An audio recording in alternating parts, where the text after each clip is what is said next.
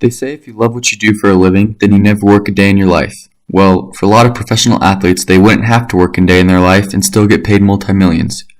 This controversial subject has been debated the past few years on whether professional athletes are being paid too much. Although many believe that professional athletes entertain the world and should be paid accordingly, I believe that these athletes are getting paid too much because their work ethic does not reflect their salary and because many athletes are paid a considerable amount even when they do nothing. Some of the highest paid athletes in the world are Cristiano Ronaldo, Messi, LeBron James, and Roger Federer. Athletes are paid this much because of several factors: the original contract offered by the team, signing bonuses, incentives, sponsorships, and personal businesses like shoes or clothing lines. Since they are the best in the world, they are worth a lot of money. This is the reason their contracts are worth so much. Sports are actually classified as entertainment. Some of the most watched sports in the world are soccer with 3.5 billion viewers, tennis with 1 billion viewers, and volleyball at 900 million viewers. Undoubtedly, a numerous amount of the world watches sports, and many athletes are paid an extensive amount of money for entertaining these viewers. In our society, salaries and wages are traditionally based on the value of one's work as well as work ethic. This is one reason why professional athletes are paid too much, because their work ethic does not reflect their multi-million-dollar yearly salary. For example, teaching was one of the most economically vital occupations because our future economy relies on the education of its youth.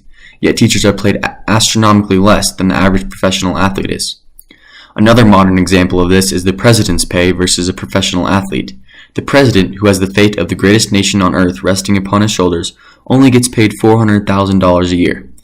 How can one justify Ronaldo making $1.6 million per match and the leader of our nation, known throughout the world, making that in one term?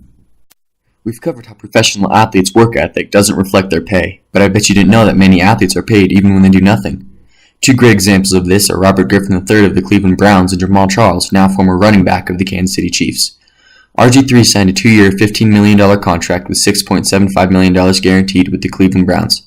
The reason he is the starting quarterback for this team is because the Redskins demoted him to third-string quarterback a couple seasons ago, so they didn't need him. And also, as a third-string quarterback, he saw little to no snaps, yet he was still paid a monstrous amount. Jamal Charles signed a 2-year, $18.1 million contract with $8.3 million guaranteed in the 15-16 and 16-17 season with the Kansas City Chiefs. Between the 2015 and 2016 seasons, he only played 8 games due to 2 injuries in his knee. This means that he sat bench for the other 24, yet was still paid substantially. Both have different reasons for being out in these past 2 seasons, but both are paid for doing nothing. On one side, we can see how athletes may be getting paid too much, but on the other side, one may bring up the idea of how professional athletes are entertainers in the end, and that people will pay money to be entertained.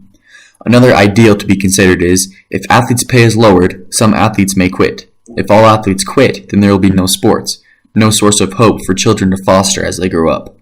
If professional sports are taken away altogether, then what are children supposed to work for if they have no hope of going anywhere?